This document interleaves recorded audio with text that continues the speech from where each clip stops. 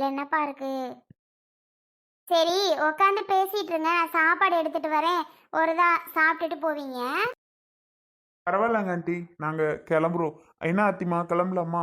ஆ, கிளம்பலாங்க. பாப்பா பார்த்துட்டே இருக்கலாம் போல இருக்கு, ஆசையா இருக்கு. நீங்க மட்டும் வச்சுட்டே இருக்கீங்க, என்கிட்ட கொஞ்சம் கொடுக்கலாம்ல? என்ன ஆத்தி பேசுற? இந்த புடி செல்லத்தை. என்னடா தங்கம், அம்மா கிட்ட வந்துட்டீங்களா? அப்பாட்ட இருந்து உங்களா பிரிச்சிட்டனோ? யார் ஒரு மாதிரி மூஞ்ச வச்சுட்டு பாக்குறீங்க? சாரிடா, அப்பாட்ட எவ்வளோ நேரம் இருப்பீங்க, அம்மாக்கு ஆசையா இருக்காதா? அதான் உங்ககிட்ட உங்களை தூக்கிட்டேன் நான். அம்மா கண்டிப்பாக கூடிய சீக்கிரம் உங்களை நான் அம்மா வீட்டுக்கு எடுத்துகிட்டு போயிடுறேன். அதுக்கப்புறம் நீங்கள் எனி டைம் அம்மாட்ட தான் இருப்பீங்க. அம்மா உங்களை சூப்பராக பார்த்துப்பேன். நம்ம எல்லாரும் ஜாலியாக இருக்கலாம். அப்பா கூட ஃபைட் பண்ணலாம். ஓகேவா? ஏன்னா அப்பா மாதிரியே இருக்கல்ல, அப்பா கிட்ட சண்டை போடுற மாதிரி உன்கிட்டே சண்டை போடணும். ஜாலியாக நம்ம இருக்கலாம்டா. கூடிய சீக்கிரம் நம்ம வீட்டுக்கு போயிடலாம். எவ்வளோ நாள் ஓடிடு கிடுக்கிடுன்னு. என்னடா தங்கம், பாருங்களேன், உங்களை மாதிரியே முழிக்கிறாங்க. நீங்கள் எப்படி முழிப்பீங்களோ அதே மாதிரி முழிக்கிறா. இந்த முடி கூட அச்சு அசல் உங்களை மாதிரியே வந்திருக்கு பாருங்களேன். அழகா இருக்கா. என்னடி கீர்த்தி? கீர்த்தி எப்படி? அஞ்சு, பத்திரமா பார்த்துக்கோங்க, மழை டைம் வேற. சளி இது பிடிக்கும், கொஞ்சம் சளி பிடிக்க விடாமல் கேர்ஃபுல்லாக பார்த்துக்கோங்க அஞ்சு. ஆ, ஸ்வெட்டர்லாம் அடிக்கடி போட்டு விட்ருங்க. ஏன்னா மழை டைமில் ரொம்ப குளிரும். பாவம் பிள்ளை, குளிர் தாங்காதில்ல. அதுக்காக தான் சொல்கிறேன் அஞ்சு. ஸ்வெட்டர் போட்டுவிட்டு பத்திரமா பார்த்துக்கோங்க. காய்ச்சல்லாம் அதிகமாக இது ஸ்ப்ரெட் ஆகிட்டு இருக்கு, கொஞ்சம் பார்த்துக்கோங்க. ஆ, நான் பார்த்துக்கிறேன் அத்தி. செல்வி வாமா, சொல்லவே இல்லை வர்றத. அத்தை வாங்க அத்தை. இவேனா இவேனா உங்கள் வீட்டில் உட்காந்துருக்கியா? பிள்ளைய பார்த்துட்டு போகலான்னு வந்தேன். பிறந்து ரொம்ப நாள் ஆச்சு, சரி 10 நாள் ஆச்சு, பிள்ளைய பார்க்கவே இல்லையே, ஒரு அட்டு உடியாந்துட்டு போகலான்னு வந்தேன். இவேனா உங்கள் வீட்டில் உட்காந்துருக்கியா?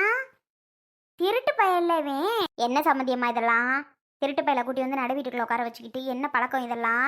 நல்லா இருக்கா உங்களுக்கே? சிச்சி சிச்சி சிச்சி சிச்சி, இவன் என்ன எப்படி இங்கே வந்து உட்காந்துருக்கேன்? எனக்கு இதெல்லாம் பிடிக்கலையே. ஆஹா, என் பிள்ளை எங்க?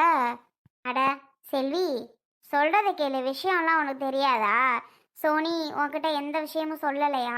சோனியா, சோனி எந்த விஷயமும் என்கிட்ட எதை பற்றியும் சொல்லலையே. எனக்கு பதிலாக விவரத்தை சொல்லுங்கள். இவன் உட்காந்து, டே எந்திரா, விக்கி, விக்கி தானே உன் பேர்?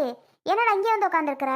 அத்தை, உங்களுக்கு எந்த விஷயமும் தெரியாது போல. ப்ளீஸ் சொல்கிறத கேளுங்க, அவங்கள அப்படி பேசாதீங்க. அவனை அப்படி பேசக்கூடாதா? ஏமா அஞ்சு, உனக்கு என்ன மெண்டல் ஆயிட்டியா நீ? இவன் உன் வாழ்க்கையவே கெடுத்தவன், நாசமாக போகிறவன் நடு வீட்டுக்குள்ளே வந்து உக்காந்துருக்கா. நீ என்ன பார்த்துட்டு எனக்கு என்னன்னு அது உங்களுக்கு விஷயம் தெரியாது, ஒரு நிமிஷம் இருங்கங்கிற. ஐயா, டேய் அறிவு இருக்கா? யார் வீட்டில் வந்து உட்காந்துருக்கன்னு தெரியுதா? என்னடா பேசிகிட்டு இருக்க? பிள்ளையை பார்த்துக்கிட்டு அச்சே. என்ன உங்களுக்கு? என்ன உங்களுக்கா? எனக்கு ஒன்றும் புரியலையே சம்மந்தியம்மா. இவனை பற்றி எல்லாம் தெரியும் தானே உங்களுக்கு? அந்த மொட்டை யாரு? வார்த்தையை பார்த்து பேசுங்க. மொட்டை அது இதுன்னு சொன்னீங்க, நடக்கிறது வேற. யாருன்னு பார்க்க மாட்டேன். ஒழுங்கு மரியாதை பார்த்து பேசுங்க, அவ்வளோதான். மொட்டை என்ன மொட்டை? அடே பொறுக்கி பயலே, அந்த பிள்ளை மொட்டை தானே அடிச்சிருக்கிறா. அப்போ எனக்கு அவள் பேர் தெரிஞ்சாலும் அவள் பேரை நான் சொல்லி கூப்பிடுவேன். அப்போ தெரியாத அவளை மொட்டைன்னு தானே நான் கூப்பிட முடியும். இவ்வளோ ரோசப்படுற? ஆ, எனக்கு ஒன்றும் புரியலையே. என்னம்மா அஞ்சு, இவன் என்ன உட்கார வச்சு நீ உட்கார வச்சு பிள்ளைய அந்த மொட்டைகிட்ட கொடுத்துட்டு கதை பேசிட்டு உட்காந்துருக்க? என்ன நடக்குது இந்த வீட்டில்? எனக்கு ஒன்றும் புரியலையே. சம்மந்தியம்மா எங்கே? அப்பா சம்மந்தியப்பா எங்க? கூப்பிடுங்க, முதல்ல கூப்பிடுங்க. அவர்கிட்ட நான் என்னன்னு கேட்குறேன். அவரெல்லாம் பார்க்கலையா? என் மாப்பிள்ளை எங்க? அருண் தம்பிக்கு தெரியாத அந்த விஷயம்? இவன் வந்து உட்காந்துருக்கது. நீங்கள் எல்லாரும் இப்படி உட்காந்து கதை பேசிகிட்டு இருக்கிறியா? ஐயா, இது என்ன குடும்பம் இது? இவனை பற்றி எல்லாம் தெரிஞ்சுக்கிட்டு இவனால தான் இந்த பிள்ளை வாழ்க்கையை கெட்டு போய் அப்புறம் இந்த சரவணன் தம்பி என்கிட்ட கல்யாணம் பண்ணி நல்லா வச்சிட்டு இருக்குது. இப்போ திரும்பி இவனை வீட்டுக்குள்ளே விட்டுக்கிட்டு இருக்கியா? என்ன நடக்குது? இவன் குழந்தை பிறந்தோன்னு பார்க்க வந்துட்டானா? பிள்ளைய பார்க்க வந்துட்டானா? உடனே நீங்களும் பாவ மன்னிப்புன்னு ஏற்றுக்கிட்டீங்களா சம்மந்தியம்மா? சொல்லுங்க, என்ன இப்படி அமைதியாக இருக்கீங்க? கேட்குறதுக்கு பதிலை சொல்லுங்க. செல்வி, நடந்த விஷயத்தெல்லாம் சொன்னேன்னா நீ அதுக்கப்புறம் எதுவும் பேச மாட்ட. அந்த பிள்ளை இருக்கே மொட்டைங்கிறியே, அந்த பிள்ளை பேர் ஆர்த்தி. எடுத்துங்கம்மா கொஞ்சம். அது ஆர்த்தியாக இருந்தான்னா கீர்த்தியாக இருந்தா என்ன? கரெக்டு தான், குழந்தை பேர் கீர்த்தின்னு அந்த பிள்ளை தான் இப்போ வச்சிருக்கு. அவள் வச்சிருக்காளா பிள்ளைக்கு பேர்? அந்த பிள்ளை கூட இந்த முளிய மறியில் பிறந்திருக்குன்னு கேள்விப்பட்டேன் நான். சத்தியா சொன்னா. ஆத்தி, அதான் வந்துட்டான் நான் பார்க்குறதுக்கு. நீங்களும் நடு வீட்டுக்குள்ளே விட்டுட்டு எனக்கு என்னன்னு இருக்கீங்க? உங்களுக்கு எது நல்லா இருக்கா? மா செல்வி, நீ கோவப்படுறதெல்லாம் நியாயம்தான், இல்லைன்னு நான் சொல்லலை. கோவப்படுறதுலாம் நான் நியாயம்தான். ஆனால் கொஞ்சம் இருமா, நான் சொல்ல வர்றத கேட்டுட்டு பேசு. கேட்டுட்டு பேசுறதுக்கெல்லாம் ஒன்றும் இல்லை சம்மந்திம்மா. பிள்ளைய பார்த்துட்டு போகலான்னு ஒரு எட்டு வந்தேன். வந்த இடத்துல இந்த கேவலமானதில் பார்ப்பேன்னு நினச்சி கூட பார்க்கல. அத்தை. அஞ்சு, நானும் ஒரு அளவு தான் அஞ்சு பொறுமையாக இருக்க முடியும். இவங்க பேசுறதுக்கெல்லாம் கேட்டுட்டுலாம் என்னால் இருக்க முடியாது அஞ்சு. பார்த்து பேச சொல்லுங்க. அப்புறம் என்ன பண்ணுவேன்னு தெரியாது. உங்கள் வீடுன்னு கூட பார்க்க மாட்டேன், வயசுக்கு மூத்தவங்கன்னு கூட பார்க்க மாட்டேன் அஞ்சு.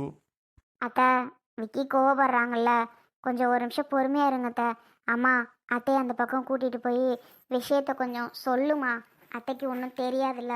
எனக்கு ஒரு விஷயமும் சொல்ல வேணாம். நீங்கள் என்ன விஷயம் சொன்னாலும் சரி, ஏது விஷயம் சொன்னாலும் சரி. ஆனால் இங்கே நடக்கிறது அபட்டமான இது. சத்தியமாக எனக்கு பிடிக்கல. இவனை எப்படி தான் நீங்கள் வீட்டுக்குள்ளே விட்டு மனசார ஏற்றுக்கிட்டு வீட்டில் அப்படி உட்கார வச்சு பேசிகிட்டு இருக்கீங்கன்னு எனக்கு தெரியலை. ஆனால் நான் இல்லை, யாராக இருந்தாலும் இந்த கேவலமான காரியத்தை பண்ணவே மாட்டாங்க. அவனால் என் புள்ள வாழ்க்கையும் கெட போய், உன் வாழ்க்கை அஞ்சு ஒன்றை தான் சொல்கிறேன், உன் வாழ்க்கையும் கெட்டு போய் எல்லாம் ஆக்குனவன் அவன். அவனை போய் இங்கே இப்படி உட்கார வச்சு பேசிகிட்டு இருக்கிறது எனக்கு எந்த விதத்தில் நியாயம்னு தெரில. யாராக இருந்தாலும் இதை மனசார சத்தியமாக ஏற்றுக்கவே மாட்டாங்க. உங்களால் மட்டும் எப்படி முடியுது ஏற்றுக்க? ஏம்மா, புரியுது, இல்லைன்னு சொல்லலை. உன் கோவம் எனக்கு புரியுது, உன் கோவத்தில் ஒரு நியாயம் இருக்குது, எல்லாமே புரியுது செல்வி. ஆனால் குழந்தைய அந்த பையன்கிட்ட நாங்கள் கொடுக்க போகிறோம், அதை முதல்ல தெரிஞ்சுக்க. என்னது? இந்த பயல்கிட்ட இந்த பச்சை குழந்தைய கொடுக்க போகிறீங்களா? என்னங்க நீங்கள் நினச்சி பேசுகிறீங்க? என்ன நினச்சி பேசுகிறீங்க?